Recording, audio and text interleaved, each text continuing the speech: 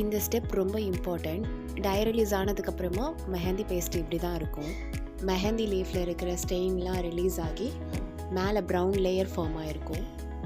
Hair bubbles எல்லாம் settle ஆகுற வரைக்கும் பேஸ்ட்டை நல்லா ஸ்மூத் கன்சிஸ்டன்சிக்கு பிளெண்ட் பண்ணிக்கோங்க. பேஸ்ட் ரொம்ப திக்காக இருந்ததுன்னா லைட்டாக வாட்டர் ஆட் பண்ணி மிக்ஸ் பண்ணிக்கோங்க. ரொம்ப லிக்விடாக பண்ணிடாதீங்க.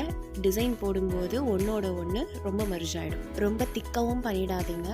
ப்ரெஷர் கொடுத்து போடுற மாதிரி இருக்கும். தம் ஃபிங்கர் ரொம்ப பெயின் ஆகும். கன்சிஸ்டன்சி நான் காட்டுற மாதிரி இந்த மாதிரி இருக்கணும். இந்த பேஸ்ட்டை பைப்பிங் கவருக்குள்ளே ஒரு சாக்ஸ் வச்சு அகெயின் ஒரு ஃபில்டர் பண்ணி எடுத்துக்கோங்க.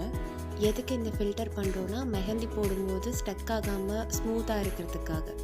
நான் 3 விஷயம் சொல்கிறேன், அதை கரெக்டாக ஃபாலோ பண்ணுங்கள். மெஹந்தியை 8 to 10 ஹவர்ஸ்க்கு மேலே டை ரிலீஸ்க்கு வைக்காதீங்க.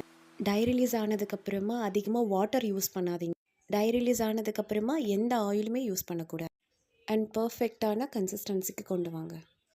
இதுக்கு மேலே மெஹந்தி பேஸ்ட் வெளியே இருக்கக்கூடாது. ஃப்ரீசரில் ஸ்டோர் பண்ணிவிடுங்க. கோன் பண்ணுற மாதிரி இருந்தால் கோன் பண்ணிவிட்டு ஃப்ரீசரில் ஸ்டோர் பண்ணுங்கள்.